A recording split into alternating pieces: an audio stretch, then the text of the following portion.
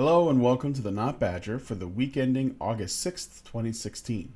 Here, thanks to our brainwashed thralls who we have bewitched with the tears of virgin Neko girls, we have compiled a collection of funny, interesting, and hopefully useful clips from our most watched shows. Enjoy the spoils of their very hard work. First up, Rantzerker 65, where Teal Deer and the Badgers take a quiz to find out how feminist they are. Did we break that test? This is my lifeblood. Yeah, I even wore my shirt today. I feel like I'm not. What? That's a little... Feminism is her lifeblood. Her lifeblood. Okay, blood of Christ, that sort of thing. Is that it? Well, I mean, that says quite a lot about, in some ways, a lot of these professional feminists that we're seeing now. For some of them, especially these ones in their, like, sort of late teens and early 20s, it actually is their life. Like, these are people who have actually gone through university, gone through gender studies or women's studies courses, and are doing feminism for a living. So it's not actually an exaggeration. It really is their life. Which is kind of a worrying thing when you think about it, because it's like, yes, I do this really specialized part of sociology which strips sociology of what little scientific merit it had, keeping in mind that about 75 to 90% of its studies can never actually be replicated or get the same results twice, which is really bad. But gender studies throws that out of the window and basically says, here's some patterns, and we're going to use some inductive logic to kind of just give you a just-so story about women being oppressed and men hating them forever, even though in a sexually dimorphic species like humans where males are larger than females, that actually speaks for a certain pattern of mate selection, which has to be brought about by women. But they'll ignore that, because that requires them to know something about biology and evolution and science. When I talk to a feminist and I say, okay, you do have a belief structure. I don't believe that women are oppressed, or were ever oppressed, or are oppressed anywhere. Can I be a feminist? Or I even go further and say, do you believe that women are oppressed? Do you believe that women are oppressed in our society? And I'll narrow it down so it's less controversial. Do you believe that women are oppressed in the modern day era in the society that you have the most knowledge of? And they will not answer that. And because I've previously said that a belief that women are oppressed is foundational to feminist theory, or to being part of feminist in good standing. If you don't have that belief, you cannot be a feminist in good standing. Yeah. You will be ejected from the movement. Even if you believe, even if you openly say, like lots of people, Christina Hoff Sommers has said this a few times, right? You know, of course women were oppressed, but they aren't anymore in the West. You know, even if you say, yeah, I believe that in the past women were oppressed, or I believe that in other parts of the world women are oppressed because they're women. If you say that women are not oppressed here and now, you cannot be a feminist. Yep, and I've gotten them on this. I've said, well, there are beliefs that all feminists hold to, the belief that women are oppressed relative to men, or by men relative to men, or society is made for men's benefit. And then I will ask them, after I point that out, I'll ask them, do you believe this? Invariably, they can't answer that question. Karen has seen me, the endless threads that I've gotten into asking that one question over and over again. And a feminist will do everything in their power not to answer. Yeah, they don't want to give, they never want to give you a straight answer. They'll refer you to the dictionary, they'll say Google it, they'll say it's not my job to educate you, they'll weasel their way around it. They will do anything rather than just come out and state what premise their ideology is based on. And their ideology is not based on equality. It is based on patriarchy, male privilege theory, the oppression of women to men's express benefit, all of those things. Those are the foundational concepts of feminism as I see them, not in terms of coffee shop feminists who, you know, oh, equality, that sounds good, I guess I'm a feminist. They're going to try and convince this guy that that's all it is. Okay, the feminists that I've talked to, I've actually asked that question. Do you believe that women are oppressed in this day and age? They will not say yes or no when I've established that that is a foundational part of feminism.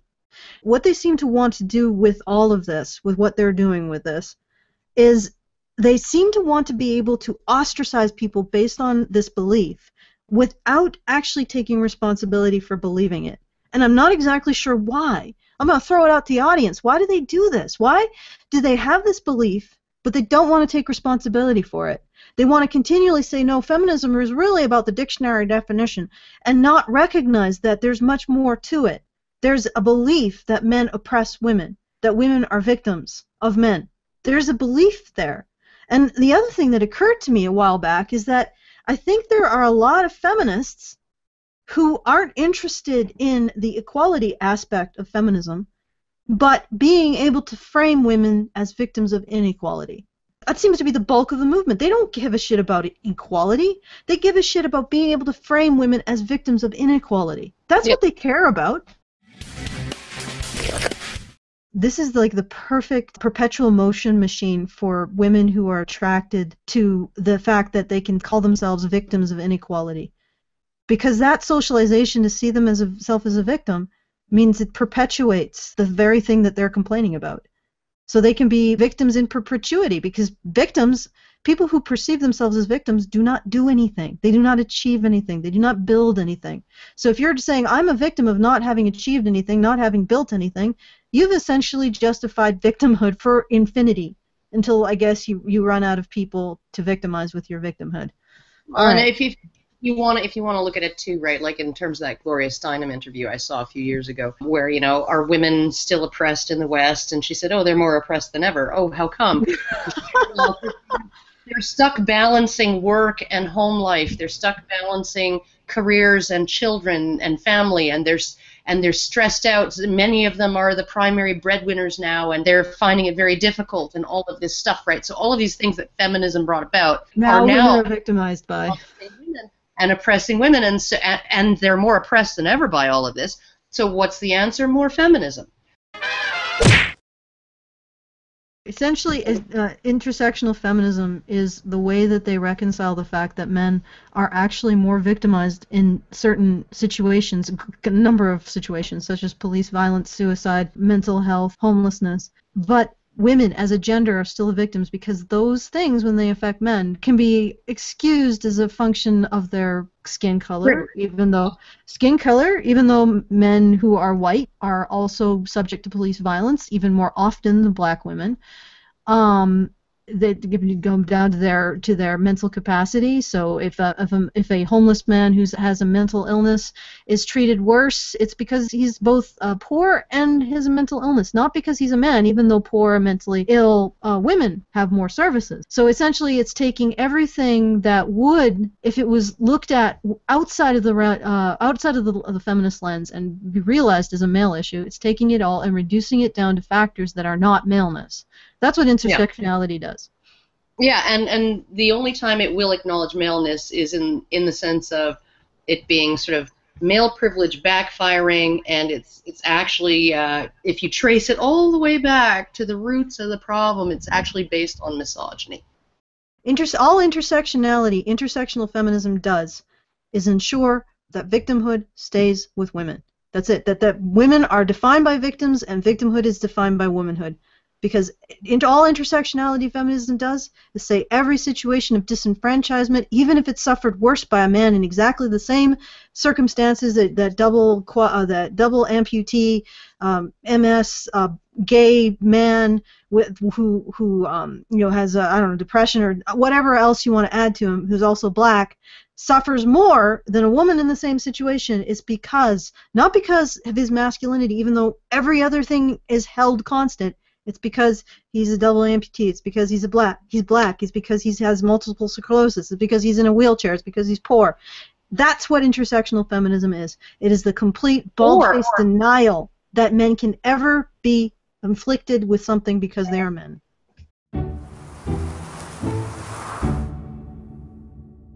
Women should be taught to negotiate. How does that parse with women should be allowed to apply for jobs if they only fulfill 1% of the How does that parse with feminist, like women are entitled because they can't, because, in brackets, they can't actually do it. Women are entitled to X because they, in brackets, can't actually. How does negotiating pars with that? Because there's an inferiority complex there. What they're saying is instead of a woman who has 60% of what she needs to get a job going to the people who are giving her the job and explaining or negotiating or illustrating how she can be an exceptional employee while only having 60%, they're saying they should drop it to 60% and just allow her to go through without a negotiation. How does that teach women to negotiate? How does feminism teach women to negotiate? Or saying, hey, I only fulfill 60% of these requirements, but they're the most important 60%. And on top of it, I got these other qualities. I'm willing to work for $500 less a month than you're posting. And that's a negotiation. Yeah, but the thing is that this is not. How does feminism teach women to negotiate? Have you seen how feminist women act? They don't negotiate a damn fucking thing. You know, and this is the other thing. Negotiation requires understanding what the other person needs and respecting it. I mean, you may say how you fulfill those needs, but you need to understand them and respect them. How does feminism teach women to understand anyone else's needs and respect them? Don't know who Bell Hooks is. I feel like that should ring a bell. I believe Jennifer Lawrence should earn as much as her male co-stars. I think J-Law makes more than her. No, she should not. No, she should not. No, she should fucking not. You know why? You know why? Because she earned half as much of her male co-stars in direct pay on that movie that everybody was freaking out about. In direct pay, cash, paid. Half as much in options, right? In a percentage of the profits after the movie earned out. Okay? And she earned an extra $250,000 in deferred pay, which would be like a pension plan or an investment fund or something, a life insurance policy, whatever, that isn't it has cash value, but it isn't actually cash. That they didn't earn. They didn't have any deferred compensation. She did, okay? She worked less than half as many fucking days on set as either of her co-stars, male co-stars. Less than half as many fucking days. Per day on set, she earned more than either of those men. And how is this negotiation? This is the opposite of negotiation. This is entitlement. This is not understanding the opposite point of view. Stars. You know, if you want to teach girls negotiation, then teach them that they have to earn men's consent or boys' consent and sex. Now, teach them that there's something behind the eyes of the men around them that is actually worth understanding and appreciating and respecting. Then that you will teach them negotiation skills because they'll have something to negotiate for. As it is, how does feminism teach women to learn to respect people who are saying no to them? But, you know, respect why they're saying no and say, but hey, I have some additional information to give you that may turn that no into a yes. That's a negotiation, but you have to respect why they're saying no. Where does feminism teach that? Respect for the other. Where is it in feminism? There is one socialization of girls that causes them to give up. And that is the socialization of girls that feminists excels at. And that is socializing girls to think that the situations that they're in are a result of other people's actions other than their own. That's what's going to create generation of girls who are just going to give up after 2 bad tries. You want to create a generation of girls that doesn't give up until they're like turned into fucking mulch and can no longer breathe? You tell them that it's within their own control.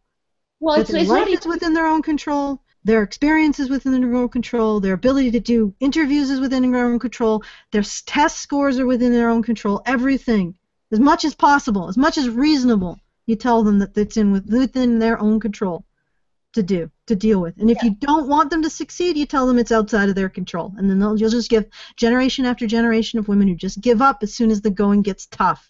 At 7 times the rate of men. All right.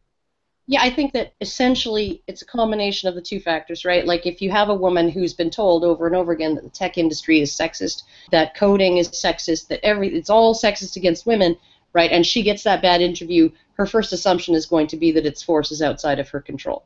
Now, that is, I think, if it's something that you can't change about yourself, the fact that you're a woman, then of course you're going to give up. But on top of that, I think that we place an expectation on men to keep trying, and we don't.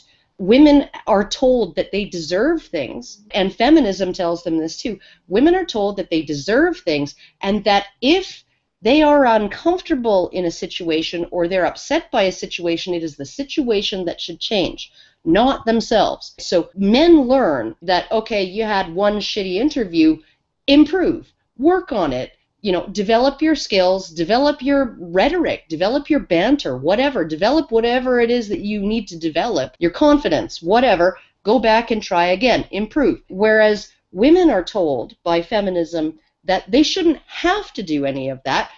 It's the situation that should change. It's the culture that should change. It's the circumstances that should change. It's the attitudes of the institution that should change to accommodate their feelings. So if they're upset, they're going to just withdraw and wait until the culture has been completely changed to accommodate their emotions. By who? By feminism. By feminism, but if women are withdrawing and waiting for the culture to be completely changed, who the hell is going to be doing it? Men. And once again, we focus on how men can change society and how men's actions are so powerful that they can change anything when it's patently not true. What problem that the black community is facing right now hasn't been created or exacerbated by feminism? You answer that question.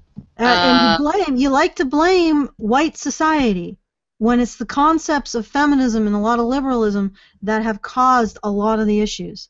Even affirmative action is actually secretly credibly racist. And I'm not even saying that it discriminates against white people. It discriminates against the black people and the other minorities that it supposedly is helping. Because they're not putting you in positions where you're going to be able to advance your families or your communities. They're putting you in the positions that they used to put athletes in. And they put athletes in those positions because they knew that if they didn't get the high grades, they'd have something to fall back on. The positions that they're putting minorities in these prestigious colleges are the washout positions. The positions that they had to fill with people who might have something else to fall back on. But now they can fill them with minorities because who gives a shit, right? Who gives a shit? Yeah, Who gives a shit if you draw your smartest away from colleges where they would have been the top of their class and ended up getting decent careers and then probably gotten their children into those higher education spheres? Who gives a shit if you actually just shoot them in the foot or shoot them in the kneecap? I think the real reason why there is this racism or this is, like I was saying, black is a force multiplier for being seen as masculine. He's seen, as a black man, as hypermasculine, as toxic masculine by society, and is discriminated because of that. He's seen as more dangerous because of that. Black women are seen as less attractive because of that, because white women are seen as more feminine.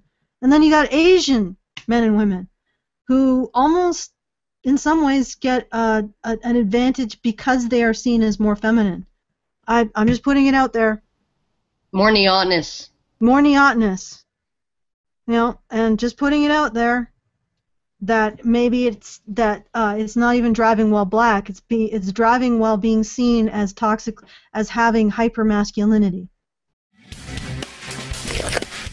Hassles of victimized men, they don't offer a return for anyone. You can look at the brothels of female victimhood, and they offer a return. These domestic violence shelters, which essentially function as brothels for female victims, they offer a return.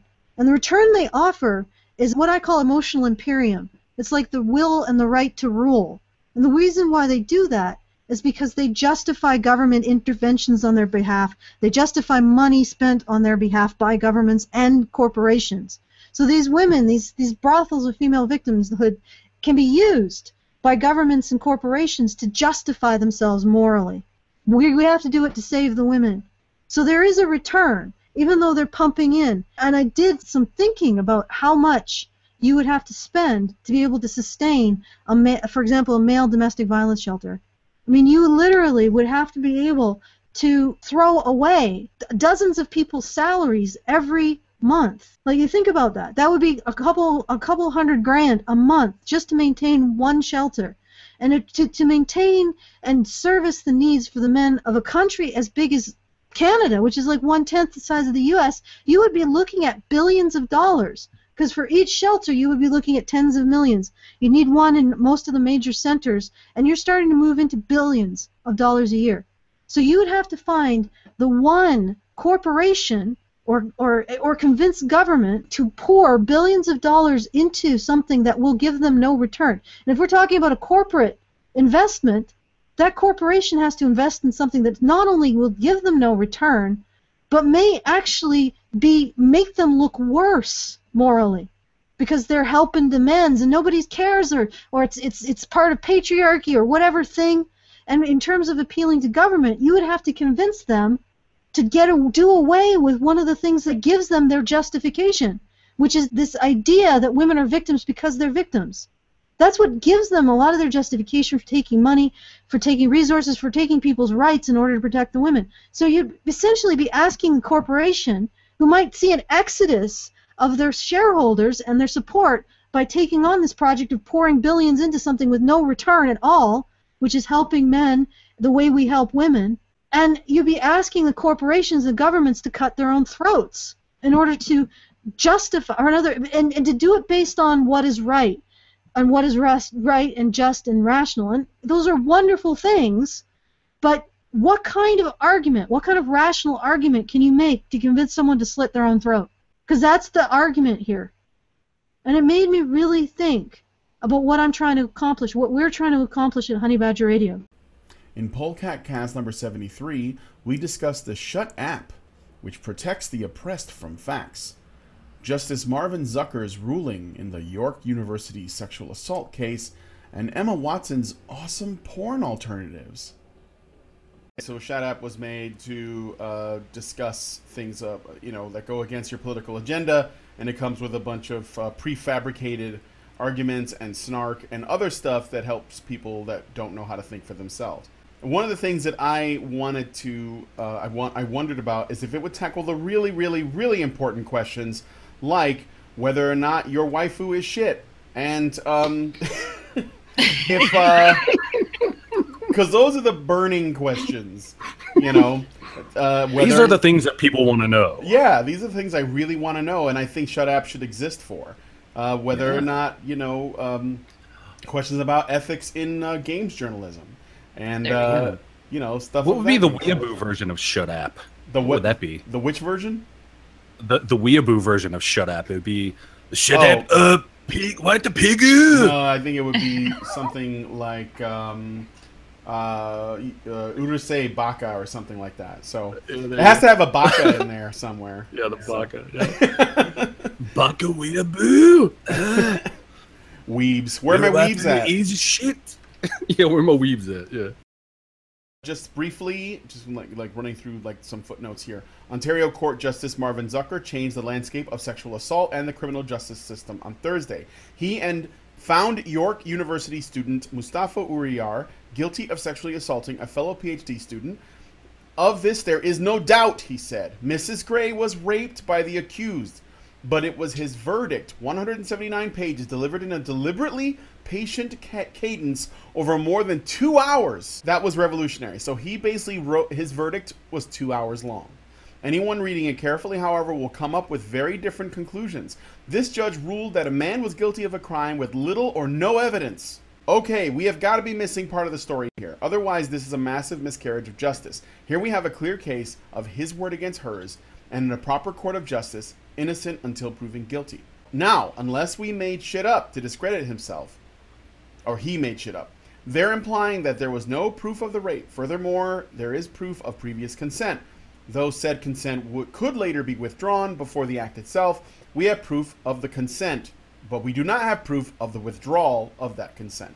Worse, the judge implies that his attempt at defense is twisted. So from that judgment, we could now say the following about the Canadian judicial system.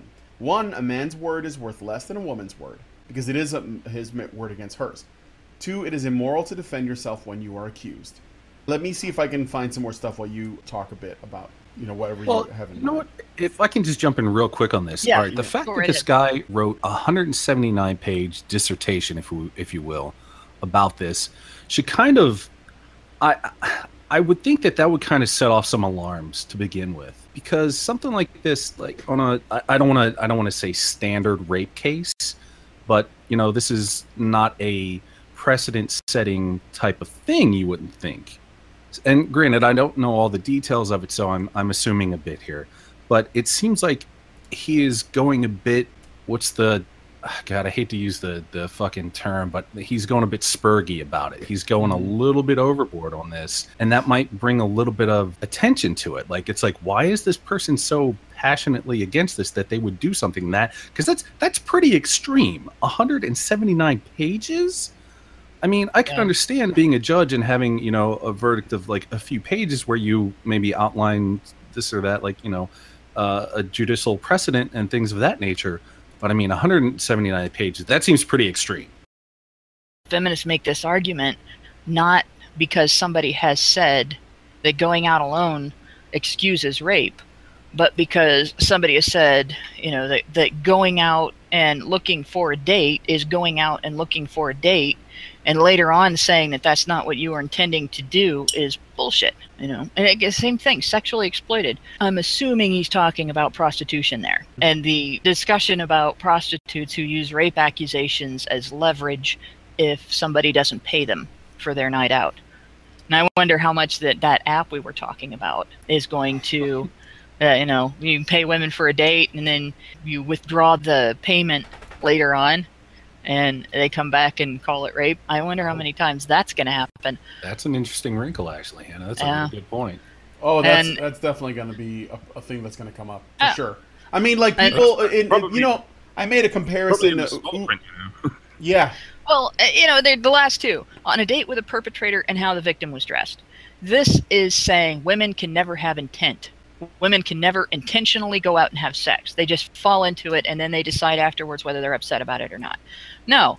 If you dress to show off your ass, you go out on a date with somebody, you text him that you want to have sex, you go through the motions of relaxing yourself with alcohol and happy music and all of the things that you do to set the mood for sex, and then you have sex, and then you later say, oh, it was all his fault, I didn't know what I was doing, poor me, I've been raped. That's bullshit. It's bullshit even if somebody calls it rape myths to call bullshit on that. It's still bullshit. Yeah. You've aligned happy music with drinking. You've done it now. So, time for sex in the presence of happy music is rape. Look, we have to find an alternative to happy music, Hannah. Well, that's really bad for me because, like, the vast majority of music is happy music for me. So it doesn't even matter what genre. I'll start with the gangster rap. Obviously, that's obviously the happiest kind of music.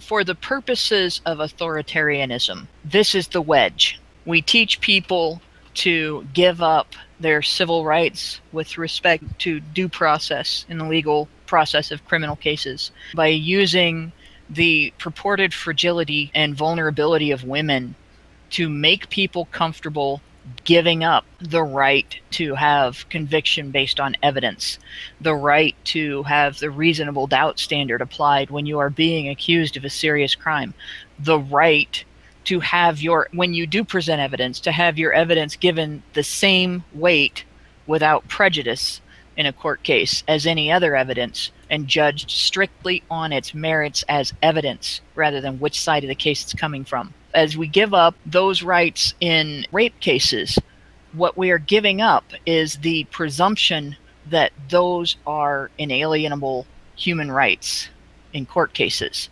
And that allows for them to be equally erased in things like treason cases or burglary cases, or any case in which the authoritarian system wants to jail somebody for using an accusation of a serious crime. It doesn't matter whether it's rape or not. All that matters is whether or not the evidence proves the crime.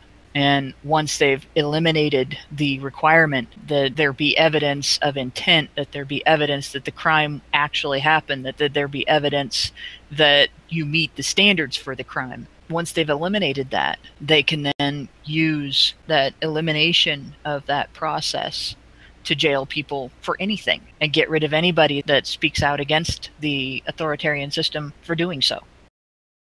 Incidents of harassment, hate crimes, they range from unwanted sexual advances, whatever that means. When we were in Nottinghamshire, I think the example that was given was wolf whistling, but it's much broader than that. It's basically talking to a woman, that's basically what it is. If you interact with a woman and she doesn't want you to, she can get you in trouble with the police. And that's why this is so fucking scary, because like I said, it can be literally anything under the terms that they defined what the law is.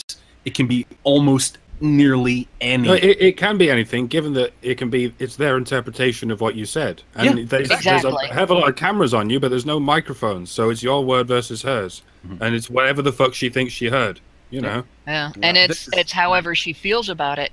Like, I'll give an example that's old. One of the guys I dated years ago, the pickup line was, do you know if they have the Charlemagne's Paladin book? Which only would work on me. We're in Walden Books, and I was looking at the Dungeons and Dragons section in Walden Books, and this guy comes up to me and he asks me that, and of course my first answer was, I actually don't know if they have it, but if they don't, I know where you can get it, and that of course led to a 2-year relationship. But if that was a completely innocuous question, right? It's not exactly an obvious pickup line. It's not exactly pickup line. Yeah. Yeah. It's like, well, it's not really stupid. It's a good way to find out if somebody is really into the hobby. Oh, specific. Sorry. Okay. Yeah, I didn't hear very well then. That was me. But yeah, a woman with an attitude could treat that like it was some sort of insult. I suppose you can pull an insult out of anything. I mean, women pull insults out of, you look perfect without makeup. I actually had a huge argument with a woman on Twitter who claimed you can't mess with perfection as a response to her posting a picture with heavy makeup on. Like the guy told her she was so beautiful she didn't need makeup, and she took it as an insult to her makeup artistry. So women can pull insults out of anything. Women can pull insults out of, are you getting this for your boyfriend? Women can pull insults out of, what time is it? Women can pull insults out of, hello. Hey, Hannah, you want to hear something funny? What? Me and my ex were at a store one day, and she was like trying to find this this eyeliner, and she's like, "Oh, check it out! It looks like the Matrix." And I was like, "What?" And she's like, "It's like the Matrix. It's green." And I was like, well, no, it's more of a gold because it was a gold green. And she's like, what the fuck is wrong with you? What are you, colorblind? You know most men are colorblind, right? And she's like, obviously it's green. And I was like, whoa, God, wow. No. I'm like, no, it's just not green. It's more gold than it is green, so it doesn't really. Hulk smash! One of the biggest controversies, I don't remember whether it was earlier this year or last year, but one of the biggest controversies online of the last probably 24 months has been whether the dress was blue or black.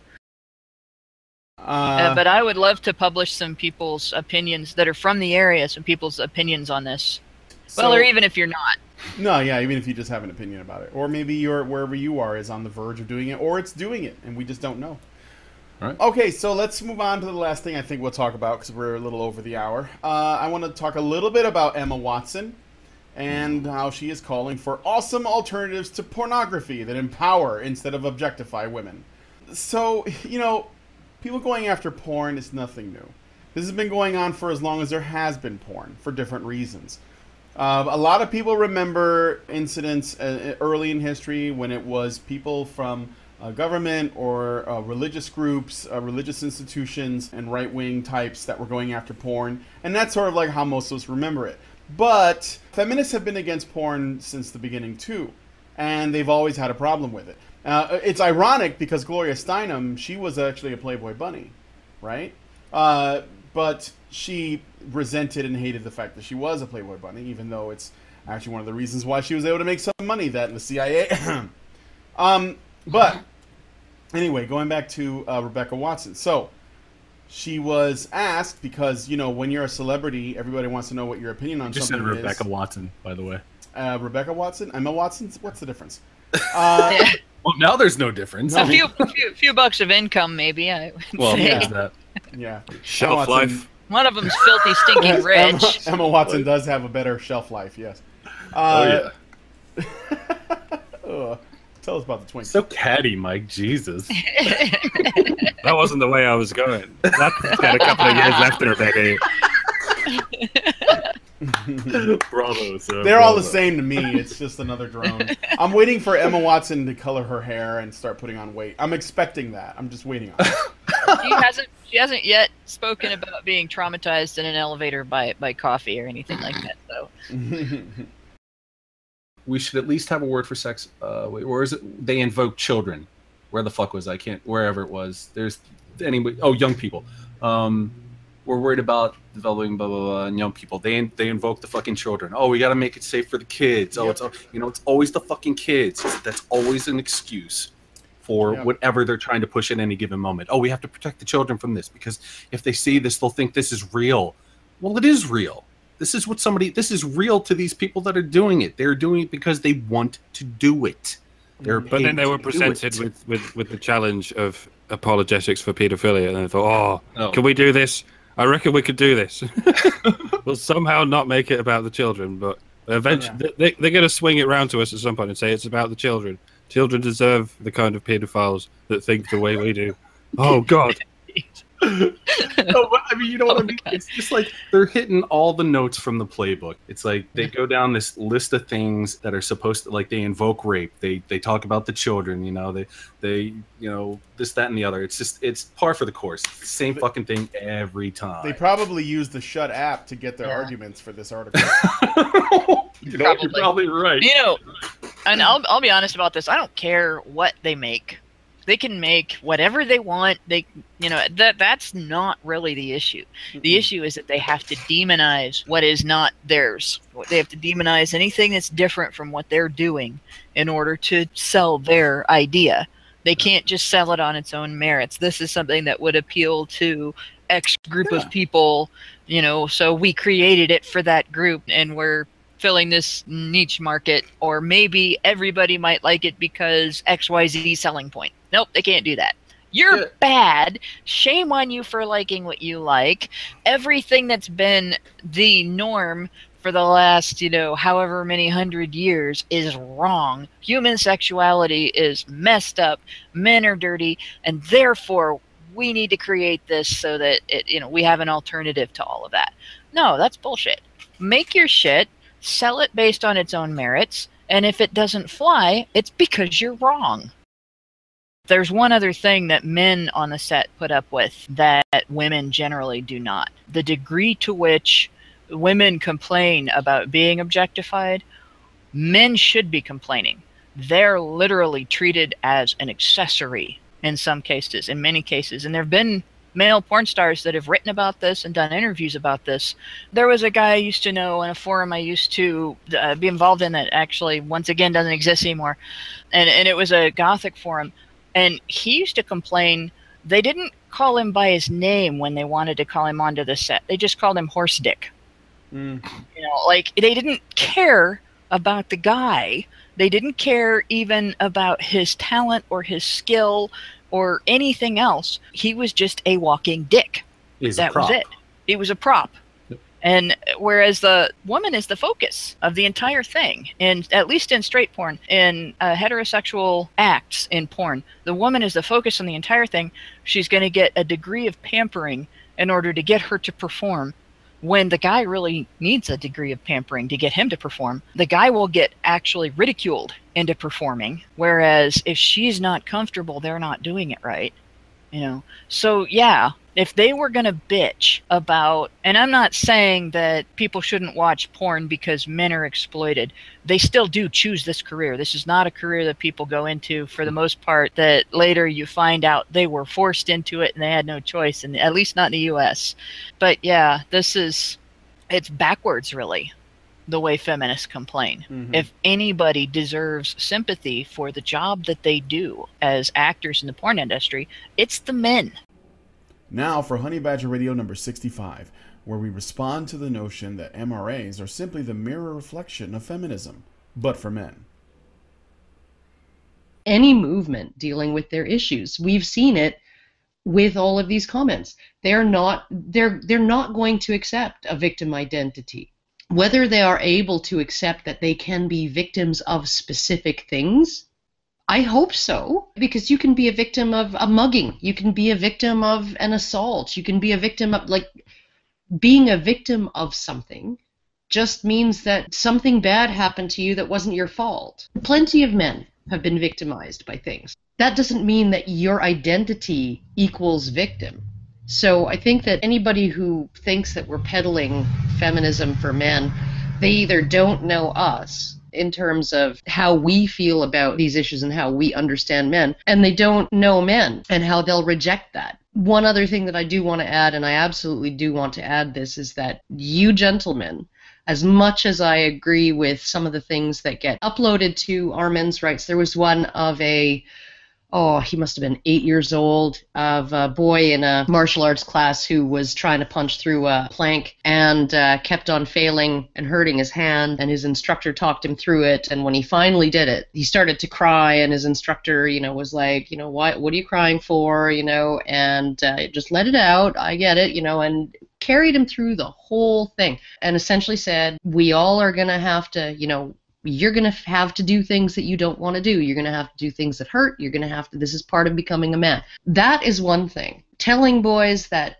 there are going to be things that are harmful and hurtful that are going to happen to them. They're going to have to find some way to deal with them. I think that that's a preparation that we should put all of our kids through, that working through those problems, feeling the resistance and pushing through it, feeling the fear and pushing through it. Those are all honorable, noble, wonderful things to teach kids, not just boys, but girls too. But there's something going on in our society right now that is demanding that boys not feel pain while we whip them, that they not cry, not flinch, not suffer in school for their grades. If they do, oh, boys, they're failing out of school. It's just boys. They're just not as good as girls. Like, as a man, you might say, I'd rather be whipped than be a victim. Look at a 4-year-old boy and say you'd rather have him be whipped than have somebody think of him as a person in need of help. They cannot even admit when they're getting what they want, because feminism's movers and shakers are not about improvement. They're about capitalizing on that victim status. That's why they define it as a status that outlasts the conditions or circumstances that cause it. And one of their biggest things, rape. You have to be a rape victim your whole life after you've been raped. You can't have any recovery without them. You can't have any self-confidence. You can't have any independence. You can't have any moment where you're not afraid unless feminists give you permission. And they will stomp recovered rape victims over saying that they're recovered. That saying that, we're not scared anymore. We've gone through our own therapy. We've recovered our sense of self. We've recovered whatever it is we lost during that moment of being dominated. We can't have that. Not in front of feminists, because as soon as we're not afraid anymore, we're not useful to them. It's not the same with the men's rights movement. In fact, we need men to not be afraid. We need men to not be afraid to stand up for themselves. Because I hate to say this, but it's true. If you don't, nobody else will. As much as we can talk and as much as we can raise awareness, nothing will change if we don't, as a movement, stand up and work at it. Stand up and contact legislators, stand up and contact organizations. Say, this is the way things need to be. And it is going to be a fight, even though the only thing that we're fighting for is equal recognition of human rights. The same reason that Mary Koss was able to get away with getting institutionalized in our government the use of a rape definition that excludes male victims of female perpetrators for the purposes of collecting data on rape. The claim that it doesn't affect men and boys as strongly when it happens. So we start discussing this, and then of course the neutrals start hearing the overall discussion. The fights between feminists and MRAs over this inevitably become public fodder, and they say, you guys sound the same, because they've heard feminists say, we can solve that. You're saying the same things we're saying. We are on the same side. Stop fighting us. And they're too frustrated or too disinterested to do more than scratch the surface and see the difference between the two movements. But the original thought, you sound the same as feminists, you're the same as feminists, you're just the other side of the coin, does come from feminism. It comes from feminists' attempt to absorb the movement. And they've been doing that for over a decade. Now, I do understand that neutrals are coming at it from a different perspective. They're coming at it from a perspective of largely ignorance, and they aren't gender politics ideologues. They're not feminists, they're not social justice warriors, but they're also not politically active in a libertarian sense necessarily until something happens to them. And that's what we saw with Gamergate. You know, a lot of those people that we met through Gamergate, they were skeptics maybe, or they were maybe completely uninvolved. They lived their lives, they didn't bother anybody, nobody bothered them. And then when somebody finally did shit on them and they saw the tip of the iceberg, you know, when you first see the tip of the iceberg, you think that's all there is. And I've watched a lot of them slowly wake up over the last year or so, you know, the last almost 2 years. And a lot of them become more and more aware of these issues. We have to acknowledge that a portion of this problem is in our instincts. Otherwise, we're never going to overcome it.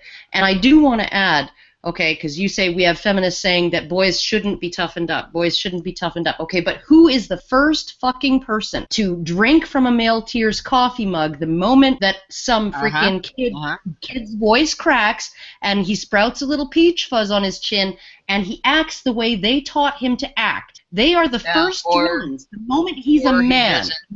He doesn't white knight. The moment they can see or feel or perceive him to be a man rather than a child, all of the standards change. And that's why, and I think, in fact, that's why this bait and switch, because the millennials are the first generation of boys who were really raised with this sort of Dr. Spockish, permissive, never spank, you know, always let Precious express his thoughts, and, you know, the child's needs are the center of your universe and all of this other crap, because my mom didn't raise me that way, her mom didn't raise her that way, or her brothers. These millennial boys, and to a degree the generation prior to them, they're the ones with the suicide rates through the roof when they hit their teens and early 20s. You ever wonder if maybe it's because they were told all their lives, oh, everybody cares about your feelings, honey, and then they become adults, and all of a sudden, not only does nobody care about their feelings, but they're punished for expressing them. I think that there has to be something that goes back to valuing the things that we consider masculine behaviors and honoring those things and respecting and admiring them openly again. And that's why I personally take a lot of issue with the phrase toxic masculinity, because it is something that takes everything that is great about men and distorts it to something that's really bad about them. And it uses extreme examples, and it uses really destructive, it just takes it and distorts it and perverts it in this really bad way. So the main thing I wanted to say was, you know, I think those are the things we talked about. There is one other thing, too, that I want to point out that I've acknowledged, I've noticed. I've noticed that since doing this show, I have learned a lot about men and male behavior and the male mind as a man myself that I think I always saw, but I didn't really know what to call it. And I find that really interesting, that it seems to me that a lot of our institutions of knowledge and the places that we go to learn about the world, they don't understand the way men work. And I think that is that's very telling, because I had to learn it through a space like this one. Her book was one of the first things I read on the internet about men's rights. And it's always struck me how she described going to the high-powering, high-achieving men who she went to fund her domestic violence shelter for women. And that domestic violence shelter for women would never have existed without these high-powered men, these doctors and lawyers and businessmen, these men who were well-heeled and very, very successful, opening up their wallets and giving her money to help women. But when she went to the very same men who were very generous when it came to helping women to ask about funding her domestic violence shelter for men, those wallets snapped shut, and she got a cold shoulder. And I didn't want to help men. They didn't want to help vulnerable men. And this just stuck in my mind. It's like a thorn. This is why that domestic violence shelter failed. Most likely, this is also why other domestic violence shelters for men have failed. Other resources for vulnerable men have failed. Because in many cases, they couldn't find funding because they could not get those high-achieving men to take a sense of a desire to help vulnerable men. And in my mind, we got to look at how things have failed and figure out a way to make them work, to change that failure into a success, to find high-achieving men or to convince high-achieving men that helping vulnerable men is not something that, it's something that they don't want to turn from, that they want to actually do. And part of that is Karen's idea of the gift culture and also mentorship. And like I said, this just stuck with my mind as I was thinking about all of these things. And I want to bring up a criticism that I received on the future of men's rights. It's a video that I accidentally put up on the Honey Badger radio channel when I was intending to put it up on my own channel. And I received quite a lot of conversation and criticism for it. And well, at least it's not a 12-hour video with a still shot. Yeah, I know. My bad, guys. I fixed it. Anyway. So Happy Drumstick 93 said, "Actually, I have a question, Allison. What have you done for the men's rights movement?" And I thought really hard about this, and this is all going to tie together with what I mentioned about Aaron Pizzi and his question to me. What I've done over the last 13 years that I've been involved, and I guess it would be 20 years now that I've been learning, is I've been talking about and refining the arguments and thinking about these issues since I started on Men's Rights Usenet in 2003. And at the risk of sounding arrogant, a modest portion of the arguments and philosophical thinking underpinning men's rights and gender dynamics is somewhat original to me. This includes my work on threat narratives. Personally, I have extreme anxiety and depression due to post-traumatic stress disorder as a result of having living through being bombed in the Gulf War, extreme enough that I've been hospitalized and undergone emergency psychotherapy to prevent suicide. When I was called upon to talk in public about men's issues, I set aside my fear and I did it. I did it under my real name and on television, permanently tying myself and my reputation to men's rights. Prior to going on TV, I was experiencing panic attacks, which I managed to calm using a technique based on cognitive behavioral therapy. In 2015, I spoke out for Gamergate and men's rights at a convention which represented the largest marketplace and networking opportunities for artists and creatives in the Western Canadian prairies. It was a marketplace in which I had expected to be able to sell my wares for years, and in previous year I had been offered a job. Because of my public stance for men's rights, I was kicked out of that marketplace and banned for a period of 10 years. Due to their updated policies, I'm now basically banned for life. I've tried to do what I can to advance the knowledge of this topic for 13 years now. And this is what I've seen. It's very disheartening. I've watched increasingly draconian legislation regarding sexual consent being passed year after year after year after year after year, and watched opposition to this process fail year after year after year after year. I've watched on-the-ground men's rights activist group form, be active for a few years, achieve a few years of agitation, and then break apart or drift away. I've watched one legislative effort to initiate shared custody fail. I've watched appeals against fraudulent restraining orders or insanity in the family courts fail. I've seen one or two situations where a judge was finally held accountable for perverting the course of justice or removing or tampering with exculpatory evidence from a trial, and then watched as they were given a slap on the wrist, reprimanded to a class on ethics. I've watched petitions fail. I've watched the media invent a narrative out of whole cloth to smear a consumer revolt libeling an entire group of people with lies. I've seen the media demonize and libel people left and right and center with no recourse against their bullying and their lies. I've watched a man break his heart trying to keep a crisis line, then a shelter alive for 20 years, only to kill himself when he lost it. I've watched all of this, all of it. And what I've done, what I've realized from watching it, is what doesn't seem to work. What's been tried is appealing to media, to government, to academia, protests, petitions, proposing legislation. They've all been tried, and they've all failed. What hasn't been tried is just building what we want to see ourselves. I don't mean the shelters and the helplines or the legislation or that. I mean building the society that funds the shelters and helplines and cares about the legislation. And I think the start is right there in that thorn that was in my brain for so long. The start is to somehow spark compassion between high-achieving men who up to this point have turned away from vulnerable men in fear and anger, sparking compassion between those high-achieving men and vulnerable men in order to get anywhere with the funding, with the agitation, with the appeals to media. On CherrySTEM number 10, we go into the history of feminism and look specifically at the money trail in Who Funds Feminism? Ultimately, human beings were not meant to live in cubicles and listen to different bosses drone on about TPS reports. It's the way we continue doing things has marooned, women, men, children, and we'll get more into that later as how the advertising industry sort of, or specifically what the Rockefellers were quoted as saying about their reason for funding feminism. Now take it with a grain of salt, but just keep in mind this idea of separation of family. The typical way the story is told, which I think is too simple, is that the feminist revolution came, women went to work, and they stopped cooking. And that was the end of cooking in America. That's the idea, and he does think it's too simple. I agree with him. It is a little too simple. So let's keep watching. But it's a somewhat more complicated story. The food industry has been trying very hard to get into the American kitchen for a very long time.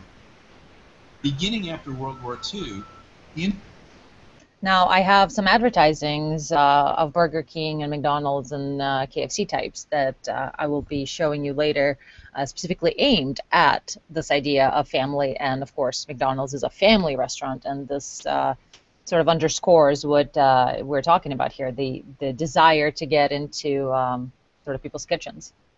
The industry put a lot of effort into selling Americans on the processed food wonders that it had invented to feed the troops.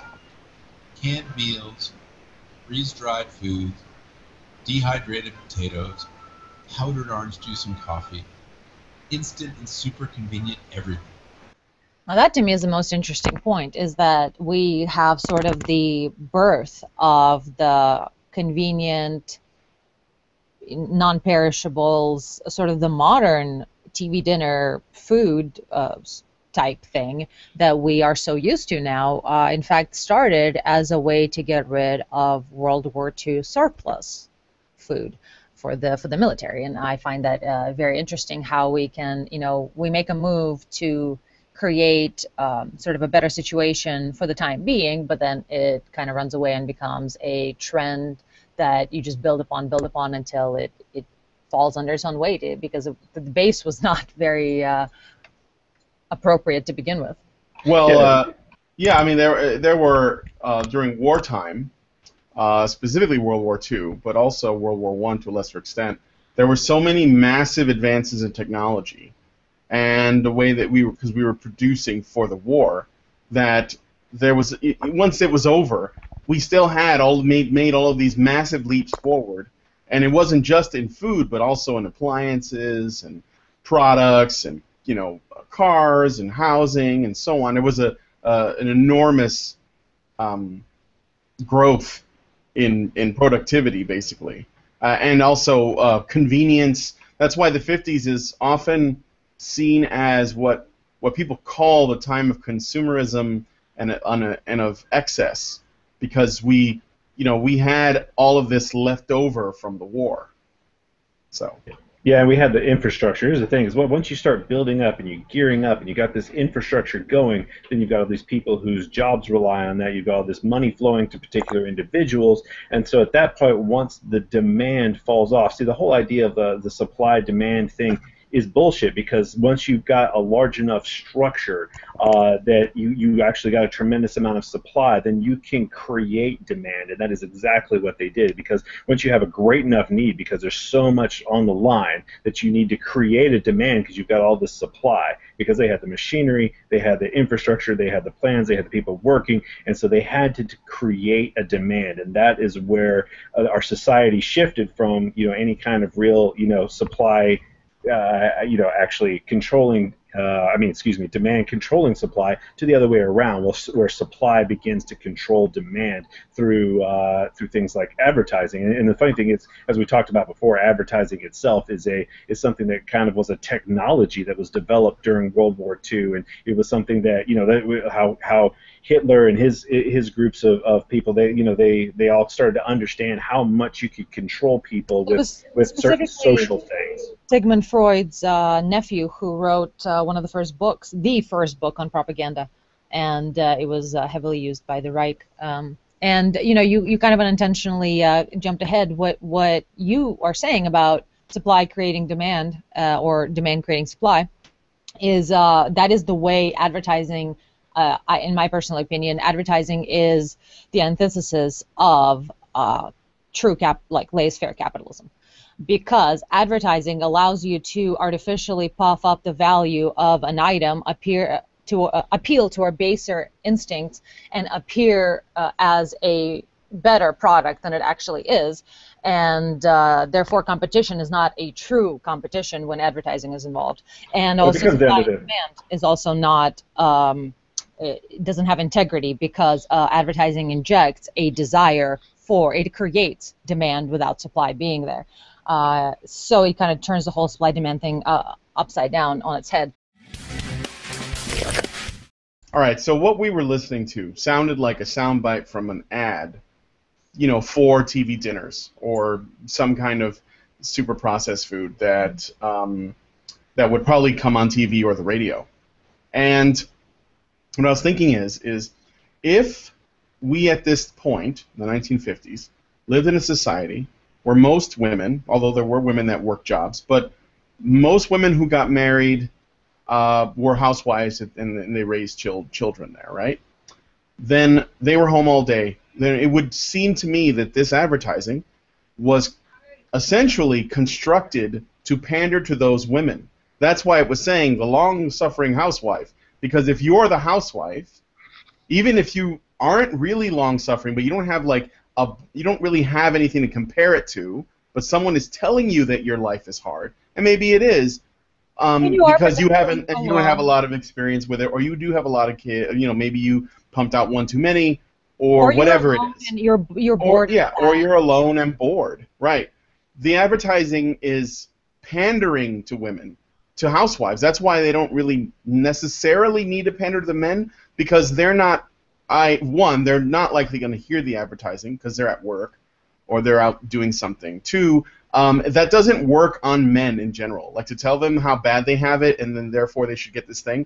It's usually advertising that works on men is different. It's basically more like you're already good, but if you do this other thing, or if you buy this product, or if you use this spray or this deodorant or this shaver, it's either A, going to work better because it's got more blades or whatever, or B, it's going to get you women because there are women in the commercial. At least that's, I don't know, I mean, we did use sex even back then to sell products to men, but not to the degree we do now, but that's always been there.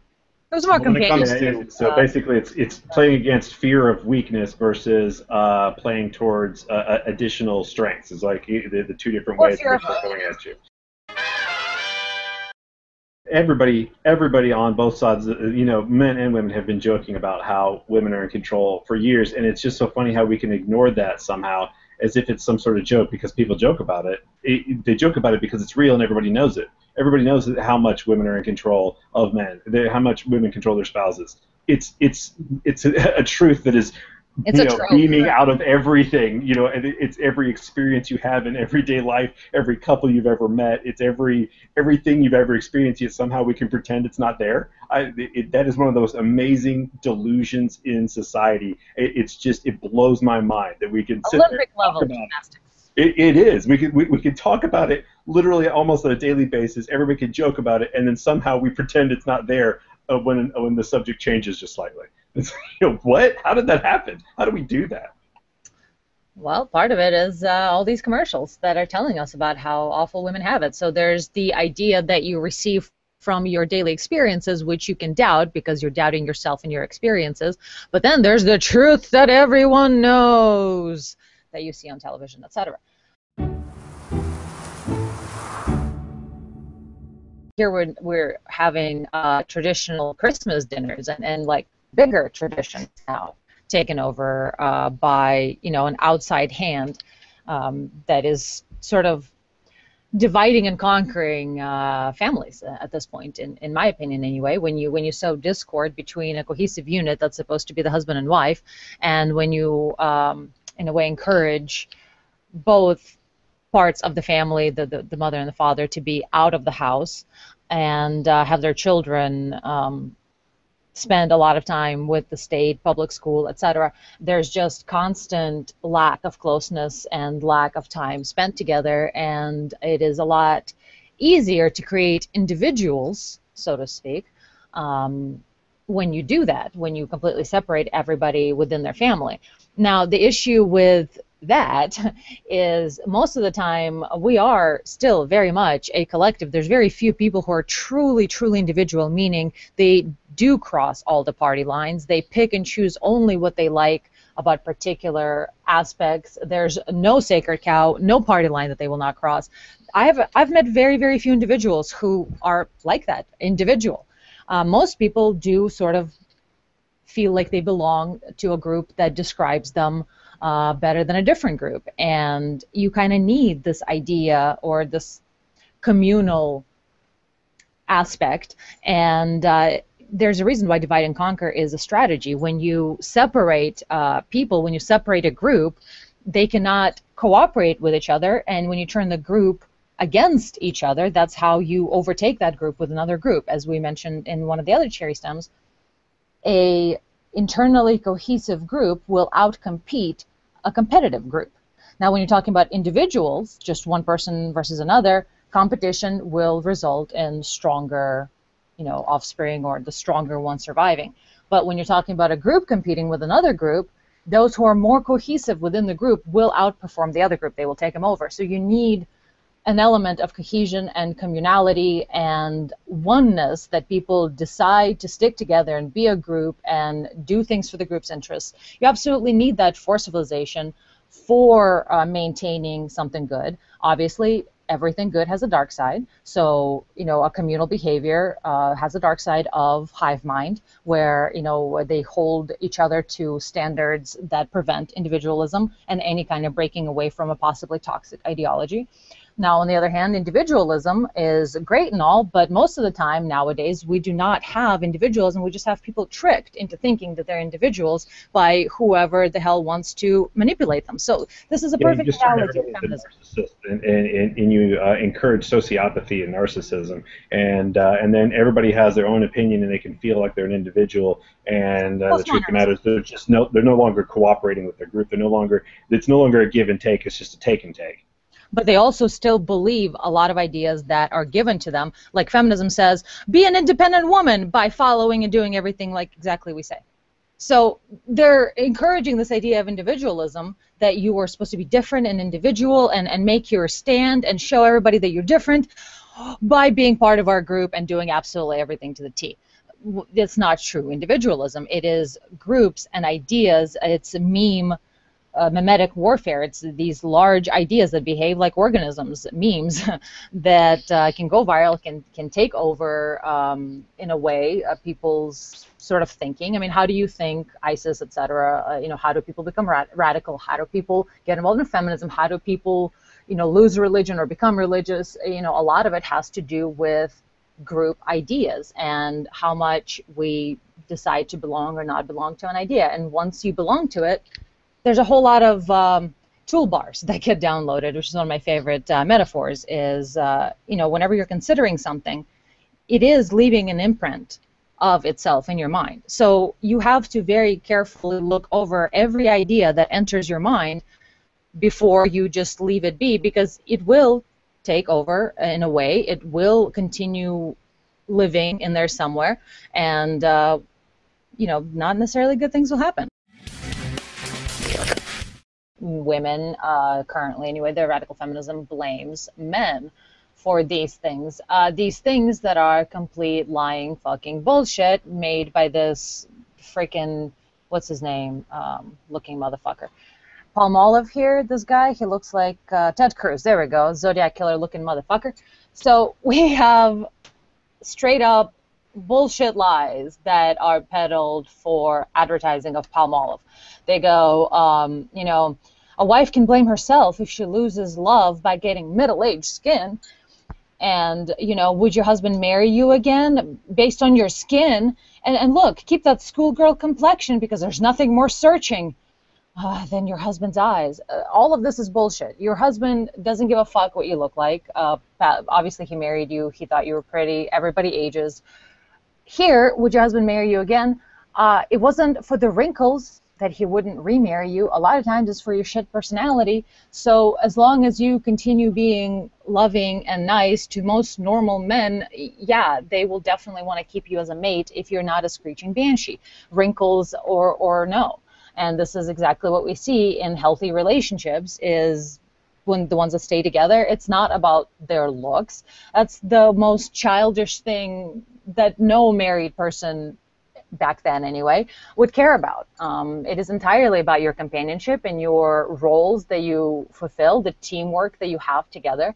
But we have advertisers saying, oh, you know, honestly, you need to be totally freaked out every time your man looks at you. That means he's searching out imperfections in you. Yeah, totally. That's what he's doing. Yeah, and so they play upon this fear, and then the funny thing is, you end up having this this idea that men are they're just leaving women in droves for younger women constantly. That's just because what always of is their happening. wrinkles, not because of the personality and the fact that the younger women appreciate him and still act young. The idea that it's even happening is just it comes from the advertising. It comes from Yes. you as a social person, you have to rely upon the ideas of the people who are around you. But TV has become the people around you by this point in our society. That is the group consensus of what truth is, because that's how we find. We can't all go and scientifically test every idea that we have. You would spend your whole life testing everything just to get to a toddler's knowledge. You have to rely upon, to some extent, on the systems around you for gaining knowledge, and that's what we did. We relied upon these social ideas. What does everybody believe is kind of a background thing in our head, and so then advertising is playing on that and saying, well, what everybody believes is that women are left because they're not pretty enough, and and that's what advertising is saying to them, and it's just fucking bullshit. But this is the thing. One thing I wanted to say is that while it's definitely insidious, it's definitely playing upon people's fears. I think that the people, advertisers, as they're doing this, they were told the idea that you just got to get all that you can.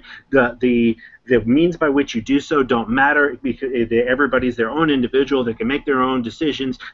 Personal responsibility, personal responsibility, personal responsibility. They just chant that into their heads, and it makes them into a psychopath because they don't realize that preying upon people's emotions, preying upon their desire to be liked, preying upon their social thing, that goes over the whole idea of personal responsibility. One thing I was just going to say is, like, whenever they talk about, oh, there's these old white men behind it, I'm sorry, but it's families, older families. Let's not separate just because you can see one particular guy. He has a wife, and so people tend to make decisions as families, and so you've got some old elite families that are doing things that favor themselves and their particular group. And whenever feminism says, oh, it's old white men behind it, fuck off with that bullshit. It's older families, and it's their entire group. Just because you can decide to look at just the male part of that family does not mean it's specifically only the male's fault, and he's the only one who has any responsibility, any influence, any part of the whole planning, etc. Every couple that I know, when they talk about things and what they want to do and how they're going to accomplish their own goals. So it's just that whole it's the old white men trope can go fuck off, in my opinion. But one of the things I was thinking about was, when we wanted men to go to war, we used advertising in the form of propaganda. We would tell them that they needed to go fight for their country. And one of the main methods that was used to get men to go to war was the fact that they were doing it to protect their women and children and families at home. So you had to center on the suffering or the potential suffering of a woman in order to get men to go out and give their lives. Because, and of course, you had to use other things like patriotism and, maybe even to a lesser extent, nationalism and stuff. But if you didn't have if you couldn't tell a man that what he was going to go do was going to make the women back home happier, even if he was single, where you could say, hey, a man in uniform, nobody likes, women love a man in uniform, etc., then there was no greater motivator than the women. I mean, like, really, when it comes to guys in general, fuck a flag, because I want to, essentially, the reason why I belong to a nation is because I want the freedom to start a family with someone who's going to raise my kids, or at least help me raise them. So you could use that as a great motivator. And all sides of the war did it. I mean, everybody, of course, right? That works on men, period, across the board. When you want to motivate women, you also use the suffering of women, or the potential suffering of women. And that actually feeds into the natural sort of, I don't want to say it's narcissism or selfishness, because I think that it comes from back in our sort of hunter-gatherer days, when women were the limiting factor on reproduction, so men were interested in protecting women, and women were also interested in protecting women and their children. So you used the insecurities of women to sell products to women, and you used the fear of losing women to the other tribe as a way to motivate men. And so the advertising just sort of shifted to adapt to that model. When you wanted to sell stuff to men, you just used women again. You just used them in a different way. Like you could be rewarded with a woman, or you could do this thing for your woman or your family. Even though when women were allowed to get divorces, when they had that option, they took advantage of it more often than men did. So in technically speaking, men should have had more to fear from losing their marriage than women did theirs. However, men generally didn't see that vulnerability, as they often don't see those vulnerabilities, even to this day with the divorce rates being as high as they are. So I guess for me, anyway, it would seem that when it comes to advertising and propaganda, nothing is new under the sun, because all of it is wrapped around gynocentrism. And it's basically the idea that you will want to fight this war, or you will want to buy this product because it's going to make your wife happy, or your potential wife happy, or if you are the wife, it will make you happy, and it will protect your children. Essentially, the risks that women feel in their day-to-day will be either expunged or at least reduced to a great deal, which is very comforting to women. Back in the day, people did not go to public school in the same way that they do now. And a big part of that had to do with the fact that there were mothers at home who could teach their children. And, I myself, and I know you, Richard, we have gained windows. We were given doors into new worlds by our mothers through books and things like that. So I believe that there's a tremendous opportunity that has been wasted and shit on of not having women educate their children at home up to a certain level, and then you go to like high school or college or whatever, and you get your advanced education. But women used to be involved in the whole education process, even yes. in public schools. I mean, mothers were usually also part-time teachers. That was very common. At the very least, they were showing up at the school at all times. Whereas now, a parent showing up at school, it's like, what the fuck are you doing here? Who's in trouble? It's completely different than what it used to be. So the whole meaning of public education has entirely changed. It's like a completely different animal now here in the U.S. than it was, back when it started. Yeah, and so very much brings me to the who funds feminism after the the 1800s. Though there was, in the 1990s, there was a report by Women and Foundations Corporate Philanthropy, and found that 23% of foundations surveyed had no women or people of color as trustees. So this is going back to the idea that in the 1990s, we already had foundations for corporate philanthropy that were funding female projects. So this is before the 70s, way before the 70s. We had female empowerment through funding, and the people who were funding them, once again, 23% of foundations that were surveyed had no women or people of color as trustees. And furthermore, women of color made up only 5% of all foundation trustees. So we have groups that are very directly benefiting women and women of color, and they are very strictly and directly owned by old white guys. So that is kind of interesting, but it is the truth. When you Google Women's Studies and Rockefeller Foundation, you'll get close to 132,000 links.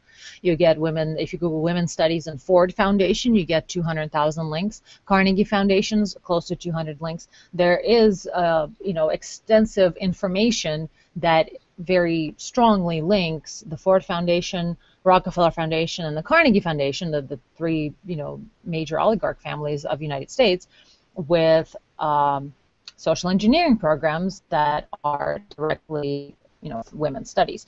And Rockefeller has been quoted by a friend, so this is, take it with a grain of salt, but there's a quote from a close friend of his, says that, they were talking a lot, they spent time, discussing plans that the Rockefellers had for the world or the Americas, and this Rockefeller comes to his friend and says, you know what this women's lib was about, right? And the friend goes, the standard answer where, women were kind of tossed around and not given their fair shake, and We're trying to fix that. And the guy, Rockefeller laughs at his friend and says, "Ha, you're an idiot. We bankrolled women's lib for two reasons. That way you can tax a whole other half of the population, and you get kids at school at an earlier age to break up the family, and that way the school and the officials become the new family for these kids, and it's a method of social engineering and indoctrination." So, it's very conspiratorial, take it with a grain of salt, but the idea is that not only was it to tax the population, but to effectively create a new system of authority for all these children, for all these future people.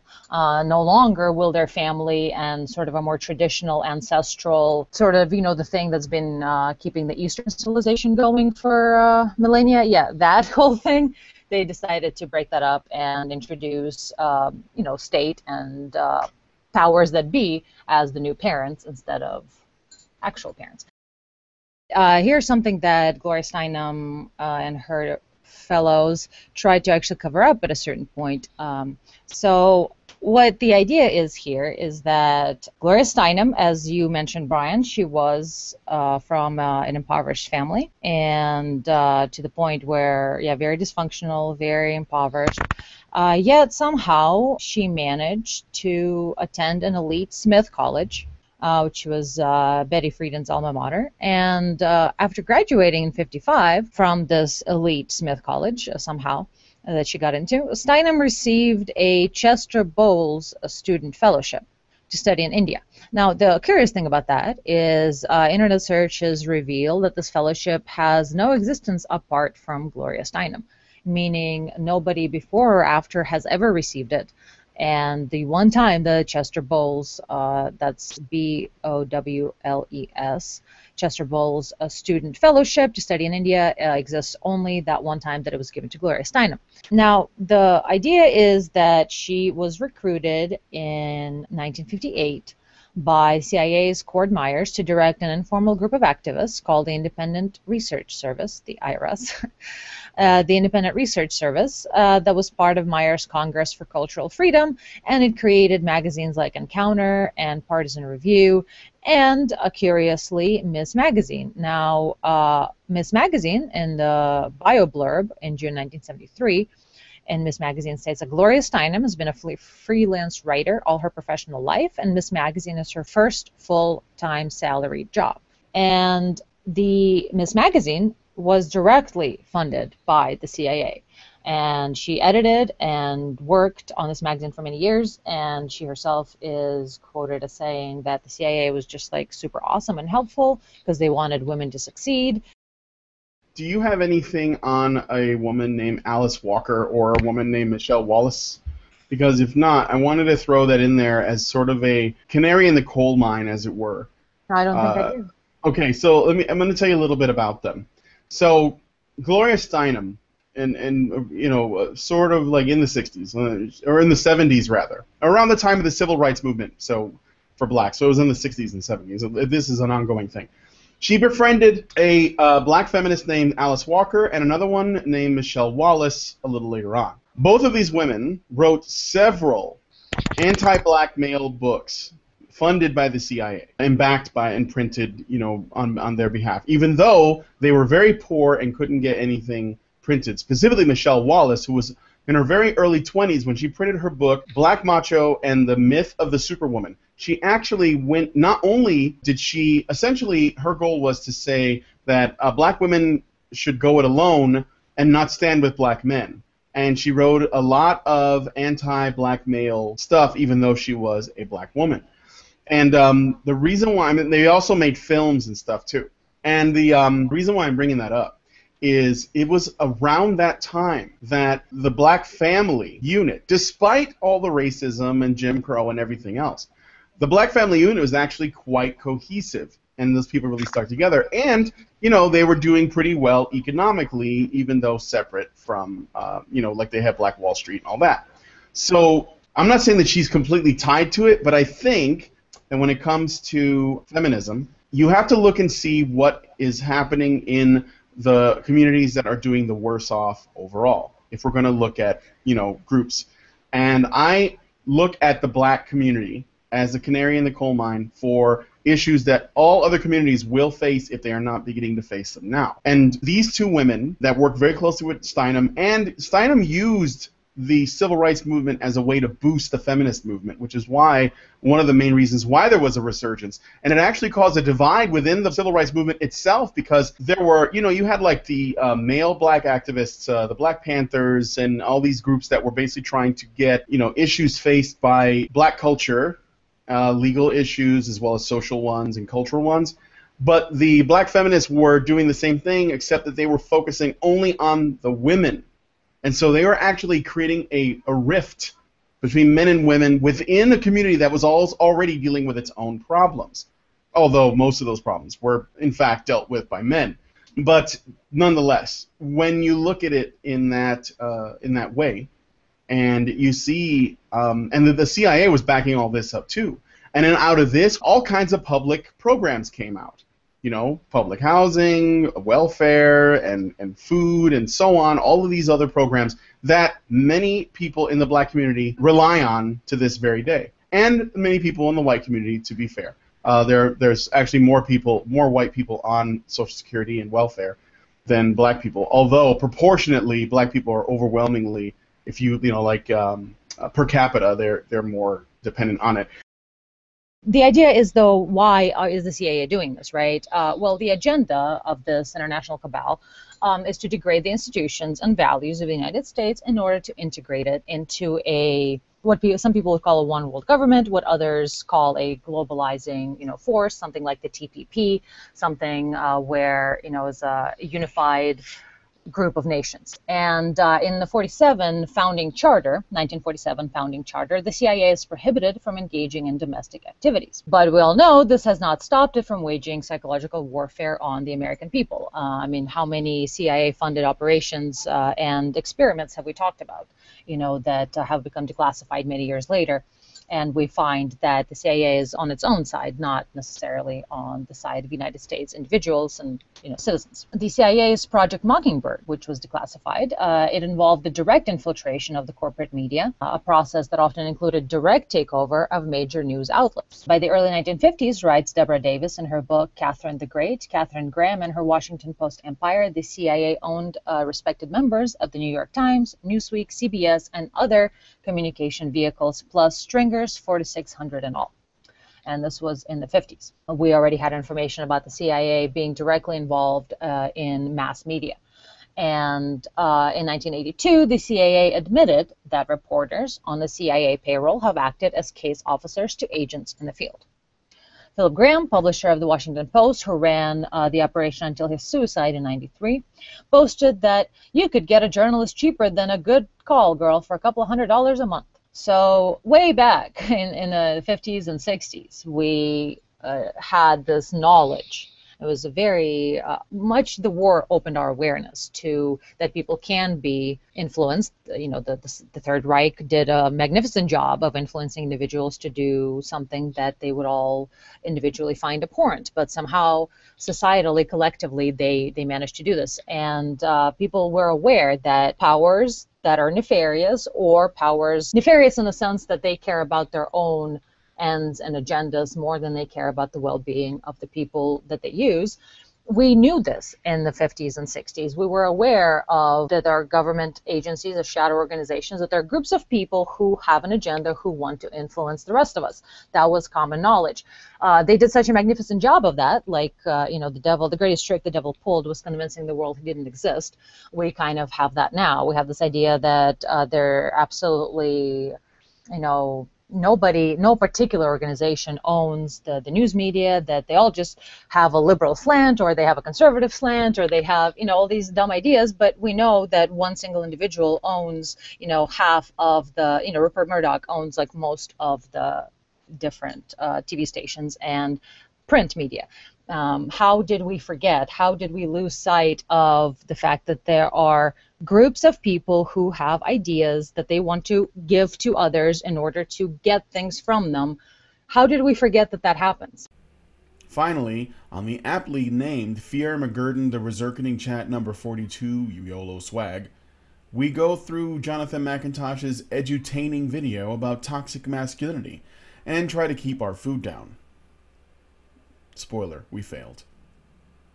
Special guest. Hi. Hello. Hi. And Blackwell Bunny? Yes. I'm Bunny Blackwell. Bunny Blackwell. Bunny Blackwell. Blackwell Bunny is the military order. Oh, okay. Which is So we can't call you Blackwell Bunny. We have to call you Bunny Blackwell. If you call me Blackwell, I'm going to expect you to give me an order next. he's gonna educate us on what toxic masculinity is, as he also begins to introduce the concept of it in media, because media is so powerful that we need to look at how the radio waves are going into our brains and they are affecting our behavior. Anyway, do I need tinfoil just to watch him? Because I can do that. Yeah. Yeah. Actually, I give you an order. Protect your brain, soldier. Get some tinfoil. Make sure it's the shiny side out, because that's what reflects the brainwaves. All right. Okay. I'm good. I'm good. Okay, get that helmet on. Yep, I'm good now. Get those brains lobbed off. Okay. It usually shows up in connection with particularly abusive male behavior, so things like harassment, homophobia, sexism, or violent outbursts. All right, Macintosh. So what you're saying is you're coding bad human behavior as male. Yeah, those things are not endemic to men. Women are perfectly capable to display those things too. Homophobia, Are you kidding abuse, harassment. Yeah, that's what it's like. Toxic masculinity seems to be the feminist attempt at framing all bad human behavior as something innate to men. Mm-hmm. You fail. Oh, and when women do it, there's a quote unquote good reason, right? A good reason for them to have these feelings. Internalized misogynies and patriarchal thought rays. They don't like this guy. Biff is supposed to be universally unlikable. He's supposed to be the antithesis of a role model. What are you proving using Biff? What are you proving? That people don't like what you're calling toxic? Well, great. Can we go home now? Nobody likes it. Yeah, he may as well held up Snidely Whiplash, twirling the ends of his mustache as some example of masculinity, toxic right? Toxic masculinity, yeah. Yeah. Of toxic masculinity. Yeah.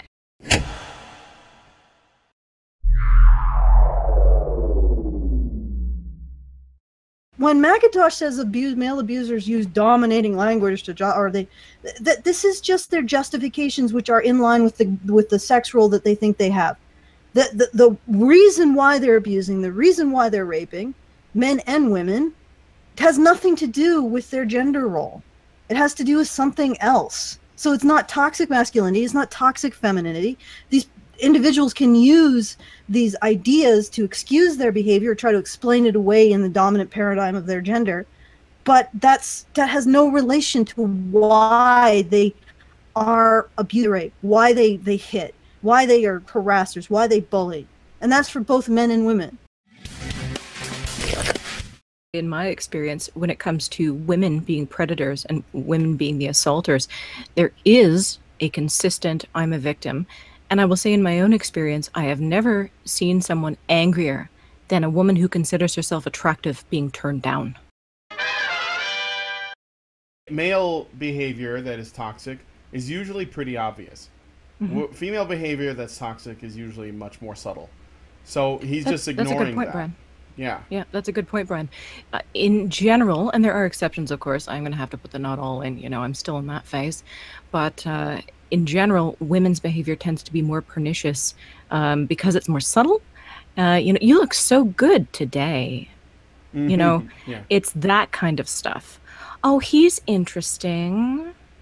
And a lot of men, because they're not exposed to this and perhaps don't think this way, don't see it until I hate to use the word, until they're red-pilled and go, holy shit, is that what she meant? Is that what she was saying? Really?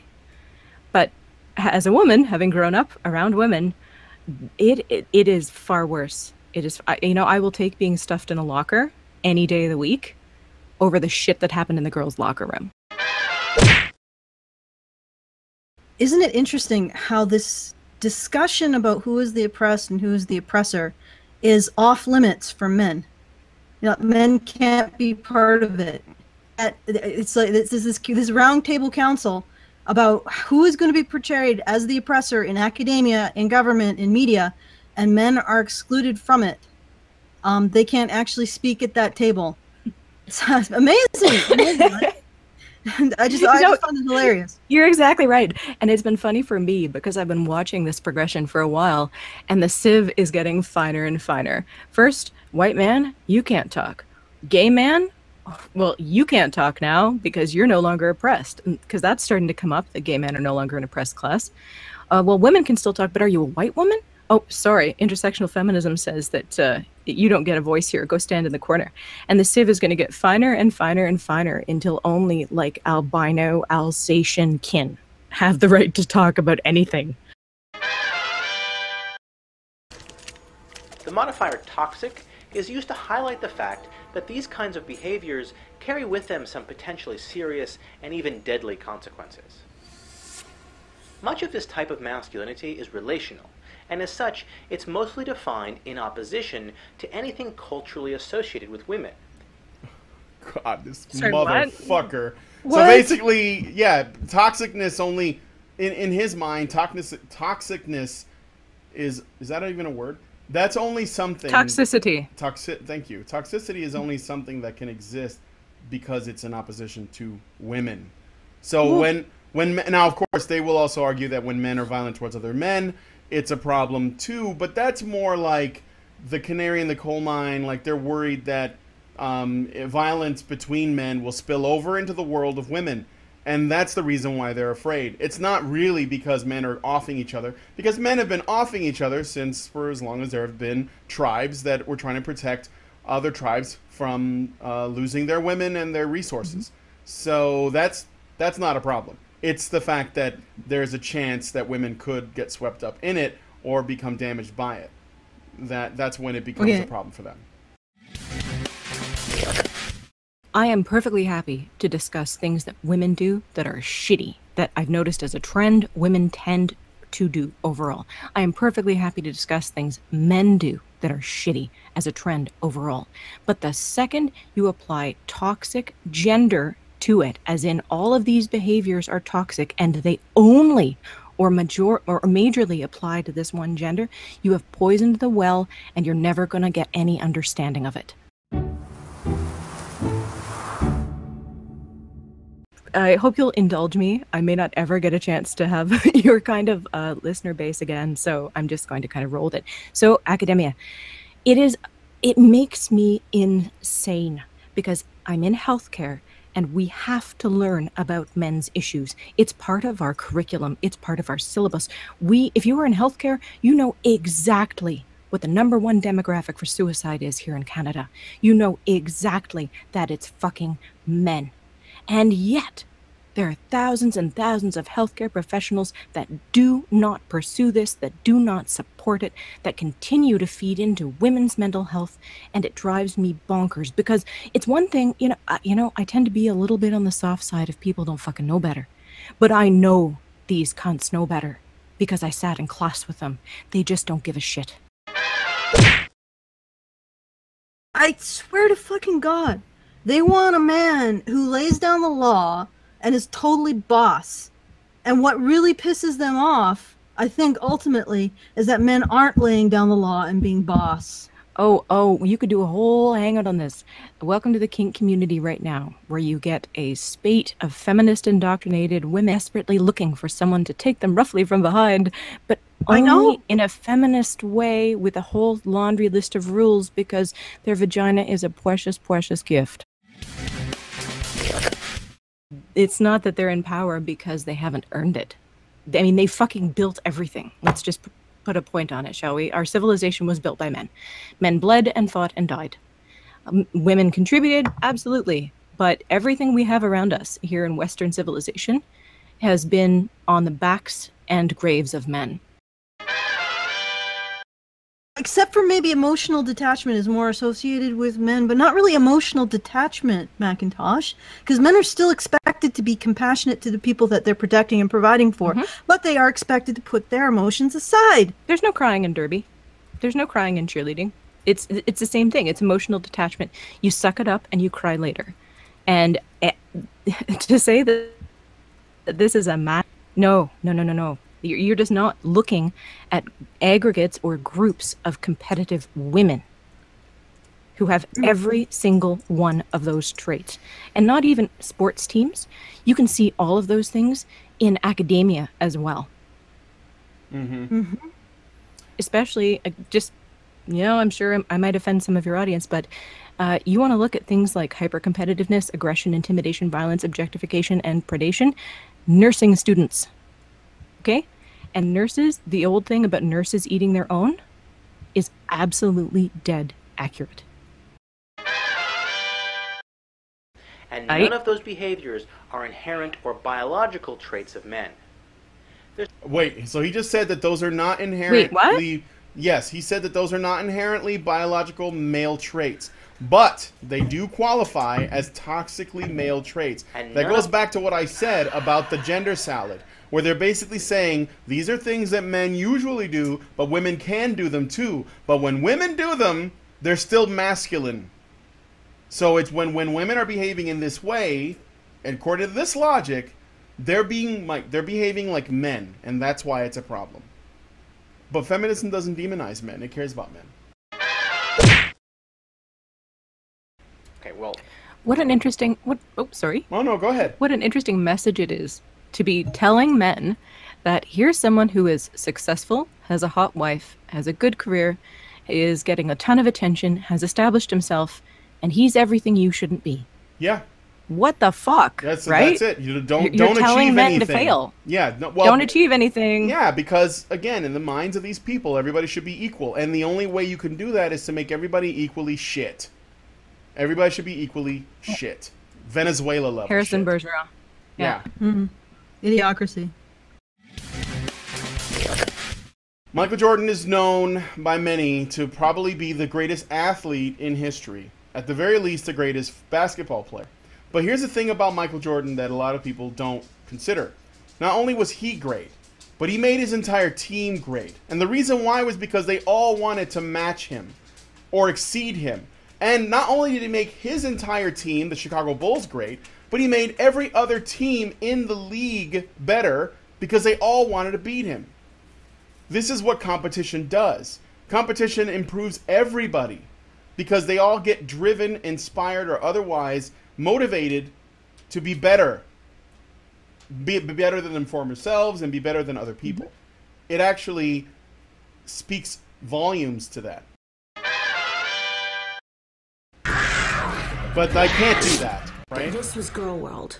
Your hair looks Yeah, no, but actually she's absolutely right. And she's even right that referencing there is female competition over men too, or males in the animal kingdom as well. Pretty fierce in some cases.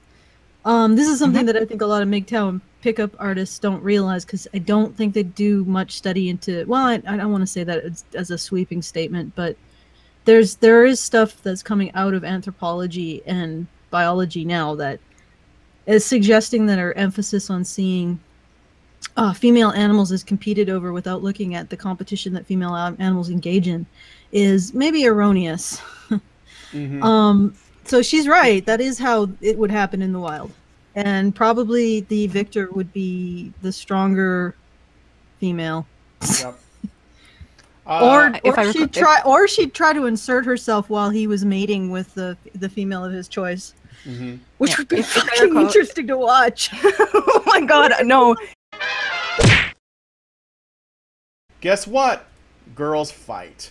And it's not a, this is not something that is the domain of men. In fact, when girls fight, it can be really brutal. And a lot of times when guys fight, they actually become friends afterwards. It's like they work out their aggression. Yes. And then they say, all right, well, we had that fight and now, we're cool. But when girls fight, typically this does not repair their relationships. She sat me down and said that a video had surfaced of a student at the school and a coach having sex. He had his phone in his pocket, and then while having sex, he pulled it out and I didn't see it. so I didn't notice, and it was only about 10 seconds. He's admitted that he distributed the video to 11 of his friends through his phone, and then from there the video went to, I don't know, numerous amounts of people.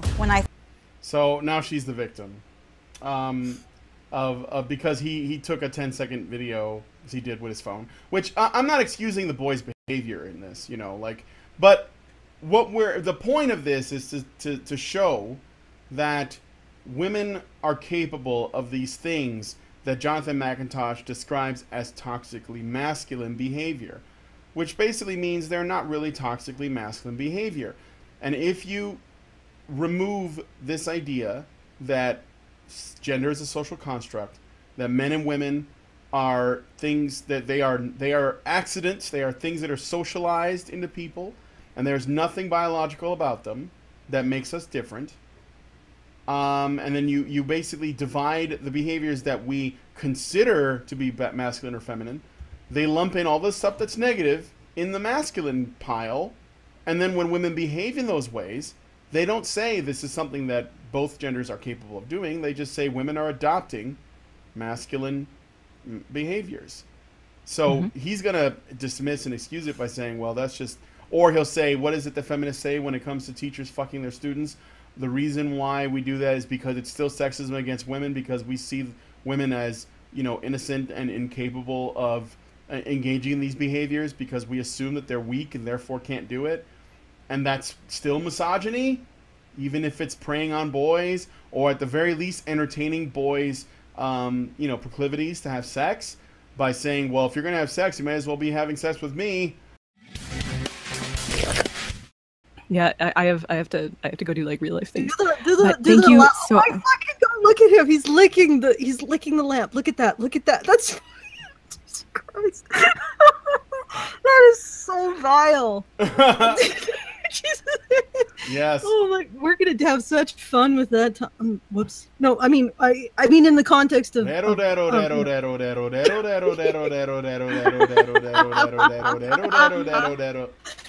If anybody gets that reference, put it in the comments section.